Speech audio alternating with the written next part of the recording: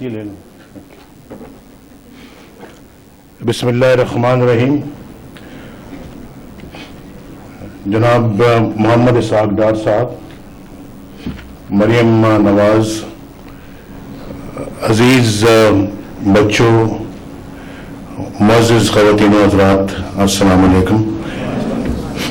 بہت خوشی ہے آپ سب کو یہاں پر دیکھ کر، اور جو بچیاں بچے پاکستان بھر سے یہاں پہ آئے ہیں، اور مجھے آپ کو دیکھ کر یقیناً الیکشن کا وہ وقت بھی یاد آیا. ابھی جو فلم دیکھی یہاں پہ، اس پہ بھی وہ الفاظ جو میں نے کہے تھے وہ الیکشن کے الفاظ ہیں، اور اس میں جو باتیں میں نے کہی ہیں ہو بہو ان پچھلے 5 مہینوں میں ان پہ عمل کرنے کے لیے ہم نے پوری کوشش کی کہ اس کا جو راستہ بنایا جائے، ان نوجوانوں کو موقع دیا جائے آگے آنے کا، اپنے لیے کچھ کرنے کا، اور ساتھ ساتھ دوسروں کے لیے بھی کچھ کرنے کا جو محروم ہیں زندگی کی بنیادی سہولتوں سے.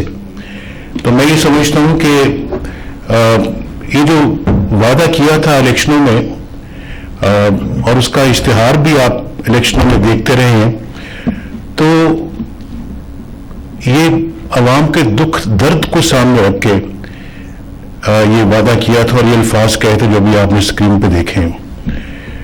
میں جہاں بھی گیا پاکستان میں نے نوجوانوں کو دیکھا، ان کی آنکھوں میں ایک امید کی کرن تھی، اور جب میں پوچھتا تھا ان سے کہ بھی ذرا مجھے بتاؤ کہ یہاں پہ کتنے ایسے نوجوان بیٹھے ہوئے ہیں جو بے روزگار ہیں، تو بہت سارے ہاتھ اٹھتے تھے، اور وہ منظر دیکھ کر دل بڑا پریشان ہوتا تھا کہ اتنی بے روزگاری ہے ہمارے ملک میں.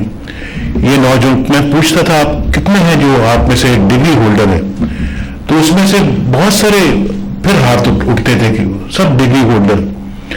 اور پھر کہنے کو تو وہ بہت ایک منظر ایسا لگتا تھا، بڑا دلچسپ منظر تھا، لیکن اندر سے دل بہت دکھی ہوتا تھا، پریشان ہوتا تھا کہ اس قوم کا کیا بنے گا جس کے اندر اتنی بے روزگاری ہے، اور جس میں لوگ ڈگریاں لیے پھرتے ہیں ہاتھوں میں، اور اس کے بعد ان کو روزگار نہیں ملتا. کوئی پوچھنے والا نہیں ہے اس ملک کے اندر، کوئی ان کو دیکھنے والا نہیں ہے، ان کی خبر لینے والا نہیں ہے، کوئی ان کی مدد کرنے والا یہاں پہ نہیں ہے. یہاں بڑے بڑے لوگ جو ہیں وہ ان کے وسائل بھی بڑے ہوتے ہیں، ان کی پہنچ بھی بڑی دور دور تک ہوتی ہے. ایک ایک گروپ کو، ایک ایک کمپنی کو اربوں روپے کے قرضے ملتے ہیں، اربوں روپے کے. ان نوجوانوں کا، بچوں کا کیا قصور ہے؟ جو پاکستان کے اندر 60% ہے، 18 کروڑ کی آبادی کا 60%، یعنی 18 کروڑ کا 60% بنتا ہے 10 کروڑ کچھ لاکھ، جی 80 لاکھ. 10 کروڑ 80 لاکھ جو یوتھ ہے اس ملک کے اندر، ان کو کوئی 1 روپے بھی قرضہ دینے والا نہیں ہے. ان کو کوئی اپنا جو ہے وہ گھاس ڈالنے کے لیے بھی تیار نہیں ہے. جن کے ہاتھوں میں ڈگریاں ہیں، جن کے ہاتھوں میں ہنر ہے، جو کچھ اس ملک کے لیے کرنا چاہتے ہیں، اس ملک کی خدمت کرنا چاہتے ہیں، ان کو کوئی پوچھنے والا نہیں ہے. ایک جو ہے وہ پارٹی کو یہاں پہ اربوں روپے قرضے ملتے ہیں، اور یہاں اتنی بڑی آبادی کو 10 کروڑ 80 لاکھ یوتھ کو جو ہے وہ کوئی 1 کروڑ روپے دینے کے لیے بھی تیار نہیں. یہ بہت بڑا میں سمجھتا ہوں کہ اس ملک کے اندر یہ کانٹرڈکشن رہی ہے، اور بہت میں سمجھتا ہوں کہ یہ زیادتی ہوتی رہی ہے اس یوتھ کے ساتھ. اور پھر آج دیکھیے، آپ جرمنی کی طرف دیکھیں، آپ دیکھیں جاپان کی طرف دیکھیں، آپ امریکہ، برطانیہ اور کوریا کی طرف دیکھیں، ملائیشیا کی طرف دیکھیں. میں یہ سمجھتا ہوں کہ وہاں کی یوتھ جو ہے وہ SMEs کے اندر اس قدر مشغول ہے کہ ان کی اکانومیز جو ہے وہ اس یوتھ پہ ساری جو ہے وہ آج ان کا دار و مدار ہے. ان کی جو GDP ہے، جو ملک کے اندر اکنامک ڈیولپمنٹ ہے، اکنامک گروتھ ہے، انڈسٹریل گروتھ ہے، جو ایکسپورٹس ہیں ان کی، وہ سب کے سب جو ہے وہ ایس ایم ایز، یعنی کہ ایس ایم ایز جو ہیں وہ تو آپ جانتے ہیں کہ اسمال اینڈ میڈیم انٹرپرائزز جو ہے نا ان کو کہتے ہیں ایس ایم ایز. تو وہ سارا وہ یوتھ پہ ہے سارا مبنی جو ہے. تو میں سمجھتا ہوں کہ اگر ان کی وہ بیک بون ہے تو پاکستان میں ماشاءاللہ اتنی بڑی یوتھ ہے، یہ تو پاکستان کو بلندیوں کی طرف بڑی تیزی کے ساتھ لے کے جا سکتی ہے. اس لیے ہم نے جو ہے وہ جب میں نے یہ سب کچھ نوٹ کیا، اس کے بارے میں کافی مطالعہ بھی میں نے کیا، اور مجھے یہاں پہ برٹش ایک بینک کے چیف ایگزیکٹو تھے، تھوڑے دن پہلے آئے تھے، شاید پتہ نہیں ان کے چیف ایگزیکٹو پاکستان کے جو ہیں مسٹر ناتانی یہاں پہ ہیں کہ نہیں ہیں. اگر وہ یہاں پہ نہیں ہے تو وہ بھی ان کے ساتھ تھے، یا ان کی بینک کا کوئی شاید بندہ یہاں پہ موجود ہو. تو انہوں نے مجھے خود کہا، وہ یہ بینک کون سا تھا؟ اسٹینڈرڈ چارٹر بینک جو ہے جی، ہاں سر پیس نام تھا ان کا، برٹش تھے، اور انہوں نے مجھے کہا کہ آپ یہ پروگرام کیوں نہیں شروع کرتے. جب انہوں نے بات کہی تو میں ان دنوں میں یہ میٹنگز کر رہا تھا. میں نے کہا یہ تو میرے دل کی بات کر رہے ہیں. میں نے ان کو پھر اس پروگرام کے بارے میں سب کچھ بتایا. انہوں نے کہا جی ہمارا بینک آپ کی اس معاملے میں بھرپور اس میں جو ہے وہ شمولیت اختیار کرے گا، اس پروگرام میں پورا حصہ لے گا، ہم بھی اس میں اپنا حصہ ڈالیں گے، اور ہمیں آپ کی باتیں سن کے بہت انکریجمنٹ ہوئی ہے. تو میں ہی سمجھتا ہوں کہ انہوں نے بھی مجھے اس بات کے لیے کہا، اور بھی بہت سارے جو ایسے اس شعبے سے وابستہ لوگ ہیں انہوں نے بھی اس کی بھرپور تائید کی.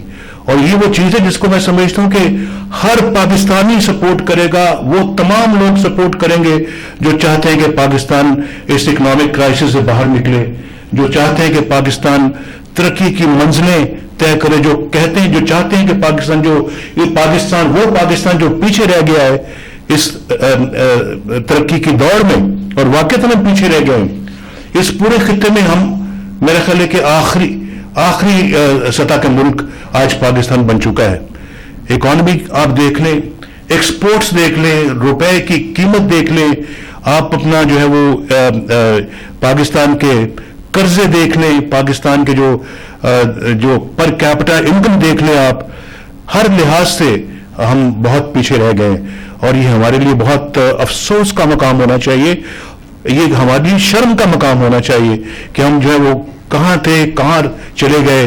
ایک زمانہ تھا ہم ترقی کی منزلیں بڑی تیزی کے ساتھ طے کر رہے تھے، اور ایک وہ بھی زمانہ تھا جو 1970s کا زمانہ تھا، جب پاکستان واقعتاً 70s نہیں بلکہ 60s کا زمانہ تھا، 50s کا زمانہ تھا، جب پاکستان میں ترقی ہو رہی تھی. اور 70s میں آ کے جو ہے وہ ذوالفقار علی بھٹو صاحب نے نیشنلائزیشن کی، جس سے پاکستان کو بہت بڑا سیٹ بیک ہوا. وہ ساؤتھ کوریا ہم سے کہیں پیچھے تھا اس زمانے میں، آج وہ ہم سے پتہ نہیں کتنا گنا آگے ہے. اس زمانے میں بہت سارے ملک ہم سے کہیں پیچھے تھے، چاہے وہ مڈل ایسٹ ہے، چاہے وہ ایشیا ہے، چاہے وہ افریقہ ہے. آج تو افریقہ بھی آپ سے آگے بڑھتا چلا جا رہا ہے، جو دنیا میں کسی وقت سب سے پیچھے ہوتا تھا.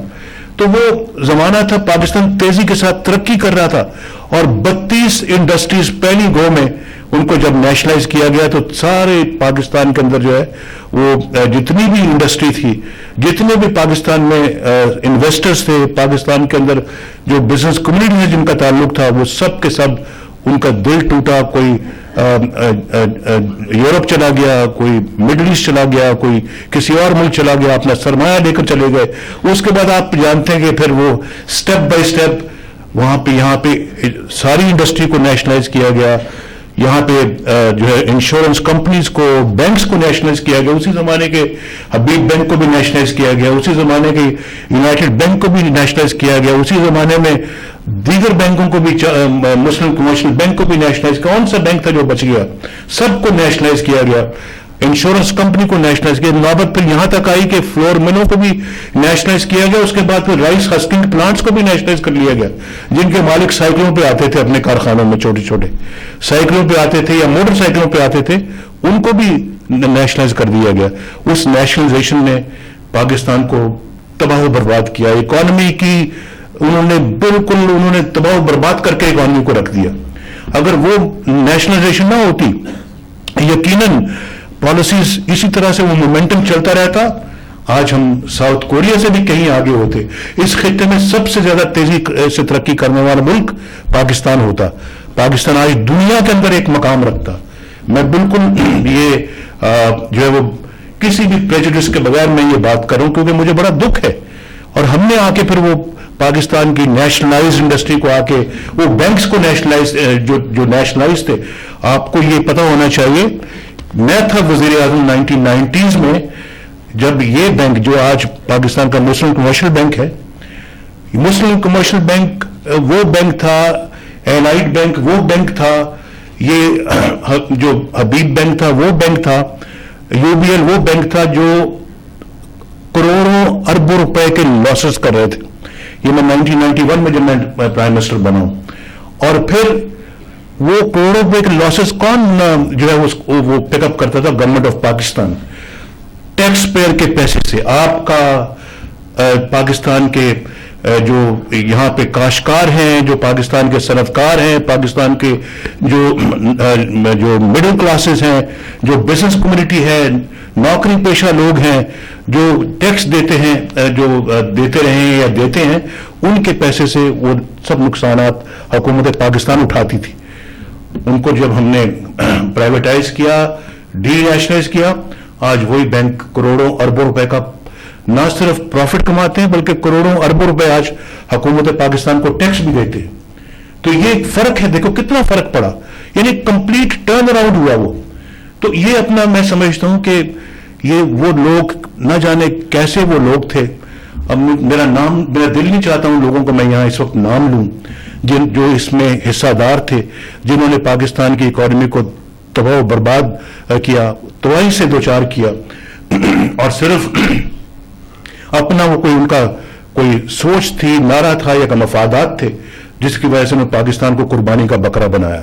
بڑا دکھ اور بڑا افسوس ہوتا ہے. اس کے بعد پھر کئی اور بھی مراحل آئے، اور جس میں پاکستان ہم آئے، ہم نے آ کے اکنامک ریفارمز کی، ہم نے آ کے یہ سٹیپس لیے، اور پھر آج اللہ کے فضل و کرم سے وہ تمام ادارے جو ہیں وہ آج جو پرائیویٹائز ہو چکے ہیں، بہت اچھے چل رہے ہیں. جو ابھی تک پرائیویٹائز نہیں ہوئے، اب انشاءاللہ ہم ان کو پرائیویٹائز کرنے جا رہے ہیں، اور ہم چاہتے ہیں کہ یہ بھی جو ہے وہ پرائیویٹائز ہوں، نفع میں جائیں، نقصانات سے باہر نکلیں. کیونکہ آج بھی پاکستان جو ہے وہ اربوں روپیہ سالانہ لاسز کر رہا ہے، یہ ادارے لاسز کر رہے ہیں، اور وہ بھی گورنمنٹ آف پاکستان کو اس کے لیے پیسہ دینا پڑتا ہے اور ان کے نقصانات برداشت کرنے پڑتے ہیں.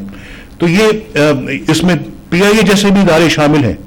تو میں یہ سمجھتا ہوں کہ ہماری ان پہ نظر ہے، نہ صرف نظر ہے بلکہ ہم بہت محنت سے کام کر رہے ہیں، اور انشاءاللہ وہ دن جلد آنے والا ہے کہ یہ تمام ادارے جو ہیں یہ انشاءاللہ جو وہ پروفٹ کمائیں گے. لیکن سرکار فیکٹریاں نہیں چلا سکتی.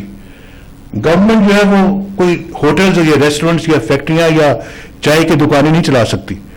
یہ گورنمنٹ کا کام نہیں ہے. گورنمنٹ صرف ملک کے اندر اپنا لا اینڈ آرڈر ٹھیک کر دے، گورنمنٹ لوگوں کی سیکیورٹی کو صحیح کر دے،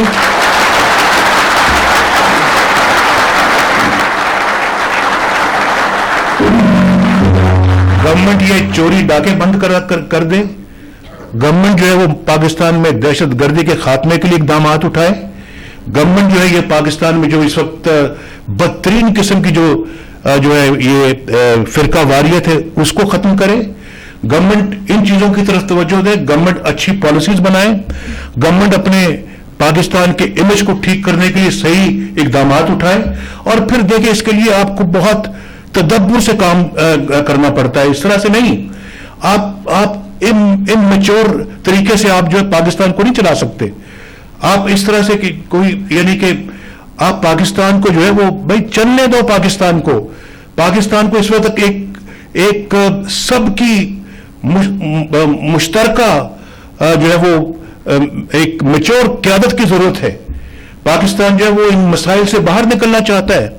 پاکستان سوچ رہا ہے کہ اس کی جو امیج جو پچھلے کئی سالوں سے تباہ و برباد ہوا دنیا میں، آپ جانتے ہیں کہ پاکستان کی جو ہے سبز پاسپورٹ کی کیا دنیا میں اس وقت وقت ہے. پاکستان کو جو ہے وہ کس طرح سے وہ لوگ جب آپ باہر جاتے تو کس طرح سے آپ کو وہ دیکھتے ہیں. ہم نے یہ سب الیکشنوں میں یہ باتیں کی ہیں. اس چیز کو ٹرن اراؤنڈ کرنے کے لیے، پاکستان کا امیج ٹھیک کرنے کے لیے ہم اپنی ان صحیح پالیسیز کی طرف بڑھنے کی کوشش کر رہے ہیں. یہ اوور نائٹ امیج ٹھیک نہیں ہوگا. ممکن ہے ان 5 سالوں میں اللہ کے فضل و کرم حسن ابدال سے مانسیرا تک کا جو ٹریفک کا حال ہے، آپ اور میں دونوں آتے جاتے ہیں، تو جناب اسپیکر یہ میں پوچھنا چاہوں گا کہ کیوں اس قسم کا امپورٹنٹ، یہاں پہ اتنے ایکسیڈنٹس ہوتے ہیں، بچے مارے جاتے ہیں، اتنا امپورٹنٹ منصوبے کو ایک بار پھر انہوں نے ڈیفر کر دیا ہے. میری آپ سے بھی درخواست ہے کہ ان سے پوچھا جائے کہ جی کیوں اس کو ڈیفر کیا گیا اور اس کو جلد سے جلد شروع کیا جائے. جی بہت شکریہ. مزمل قریشی صاحب، جناب مزمل قریشی صاحب. بہت بہت شکریہ اسپیکر صاحب. مجھے بات تو کوئی اور کرنی تھی، لیکن ایک دو باتیں میں اپنی بہن کو تھوڑا سا، کیونکہ بات تنظیمی نظم و ضبط کی اور ڈسپلن کی اور قانون کی اور آئین کی ہو رہی تھی، تو میں ایک ریکارڈ پر ایک بات لانا چاہتا ہوں. ابھی دونوں میرے معزز ممبران نے جو ریکویسٹ کری وہ فیڈرل گورنمنٹ سے کی، کیونکہ ان کو بخوبی پتہ ہے کہ ایف آئی اے کس کے کنٹرول میں ہے اور لاہور میں کس کی حکومت ہے، یہ بھی ہم سب کو پتہ ہے، اسی لیے ہم نے یہ ریکویسٹ بھی کری. اس کے علاوہ یہ کہ کرمنل ایلیمنٹ ایم کیو ایم کے درمیان اگر ہوگا، اس کا ایم کیو ایم سے تعلق نہیں ہوگا، یہ بہت دفعہ کہا جا چکا ہے. کرمنل ایکٹیویٹی تو بہت دور کی بات، غیر تنظیمی عمل پر 3,500 لوگوں کو پچھلے 2 سالوں کے اندر ایم کیو ایم نکال چکی ہے، تو کرمنل لوگوں کو تو وجود کسی طور پر ایم کیو ایم اپنے ساتھ جوڑ نہیں سکتی. اس کے علاوہ یہ کہ بالکل 1992 کی بھی انکوائری ہر حوالے سے ہم نے ریکویسٹ کری، پچھلی حکومت میں بھی کری، اس سے پچھلی حکومت میں بھی کری، آج بھی کرتے ہیں، بلکہ جوڈیشل انکوائری بھی ہونی چاہیے. اور تمام ایسے واقعات جو شہر میں کراچی میں ہوئے، چاہے وہ 88 میں پکا قلعہ کا واقعہ ہو یا قصبہ علی گڑھ کا واقعہ ہو یا 27 دسمبر کے حوالے سے جو اموات ہوئیں، جو نقصانات ہوئے، اس حوالے سے بھی ہونا چاہیے. اور ساتھ ساتھ 12 مئی کو جو نقصانات ہوئے وہ بالکل ایم کیو ایم کے پلیٹ فارم سے میں بالکل ذمہ داری کے ساتھ کہتا ہوں کہ اس کی بھی انکوائری ہونی چاہیے، جس میں ہمارے 14 ساتھی ایسے تھے جو شہید کیے گئے. اس کے علاوہ آج میں دوبارہ سے کہتا ہوں، بہت سے لوگ بات کرتے ہیں 9 اپریل کے واقعے کی، جو وکیلوں کو جلانے کی بات ہوئی، تو وہ میں کسی کے کہنے سے پہلے ایک بات یہ کہہ دوں کہ ریکارڈ پر کوئی لے کے آ جائے، کوئی یہ دکھا دے کہ وہ کس بار کونسل کا ممبر تھا، یا اس وکیل کا نام کیا ہے، اس وکیل کا جو ہے گھر کا پتہ کیا ہے. خیر سر، یہ باتیں بہت سی پھر دور نکل جائیں گی. ہم بھی جو بھی عمل چاہتے ہیں وہ آئین کے دائرے میں رہ کے چاہتے ہیں، قانون کی بالادستی ہم بھی چاہتے ہیں، اور ہم حکومت سندھ سے دوبارہ مطالبہ کرتے ہیں کہ جو گرفتاریاں لاہور میں ہو رہی ہیں، ہماری توقع یہ ہے کہ وہ گرفتاریاں اسی جگہ سے ہو جاتی تو ہم آج کھڑے ہو کے حکومت سندھ کی تعریف کر رہے ہوتے، اور ہمیں اس میں کوئی آر محسوس نہیں ہوتی کہ اگر سندھ حکومت اچھے اقدام کرے گی ہم اس کے ساتھ ہیں. اگر سندھ حکومت کوئی ایسی ایکٹیویٹی کرے گی جس سے اہلیان کراچی ڈسٹرب ہوں گے، جو لوگ 70% ریونیو دیتے ہیں ان کو اگر کوئی تکلیف پہنچے گی تو یقیناً ہمیں تکلیف پہنچے گی. سر میرا ایک پوائنٹ یہ تھا جس میں کافی دن سے بات کرنا چاہ رہا تھا کہ سر 3 مہینے ہو چکے، سر 3 مہینے ہو چکے اسٹینڈنگ کمیٹیوں کی سر میٹنگیں جو ہے وہ شروع نہیں ہوئی ہیں.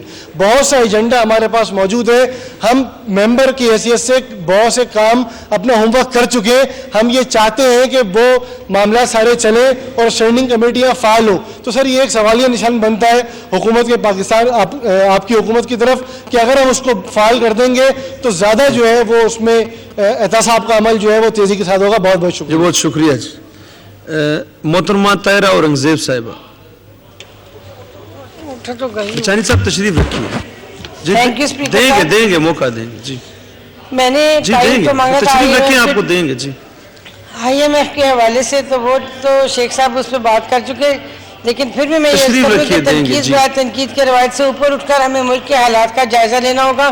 ہم میں سے ہر بھائی جو یہاں بیٹھے اور بہن، اس کے آپ تشریف رکھیے، باقی بھی ممبرز ہیں، آپ تشریف رکھیے. جی ہم میں سے ہر بہن بھائی یہ جانتا ہے کہ آئی ایم ایف کی کڑوی گولی جس بھی حکومت نے کھائی، کیوں کھائی اور کیسے کھائی، سب کو پتہ ہے. وہ جرنیل جس نے یہ دعویٰ کیا تھا کہ آئی ایم ایف سے ہم نے تعلق توڑ لیا ہے، اس نے اگست 2008 میں جب رخصت ہوا تو خزانے کا حال یہ تھا کہ اس ایوان میں وہ تمام جماعتیں بیٹھی ہیں جس نے اس جرنیل کے ریفرنڈم کے لیے تقاریر بھی کی، اور اس جرنیل نے پاکستان کو ایک ایسی جنگ میں جھونکا جس کی وجہ سے پاکستان کی معیشت کا دیوالیہ نکل گیا.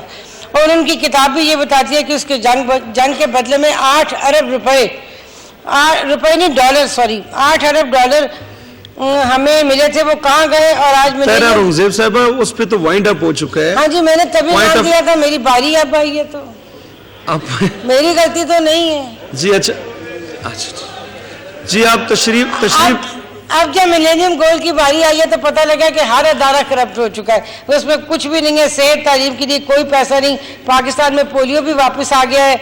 और इसके अलावा पीपीपी की हुकूमत जब आई तो सच्चाई सामने आई कि चाहे फाइनेंस मिनिस्ट्री हो चाहे एनसीएचडी हो, हर अदारा खोखला था।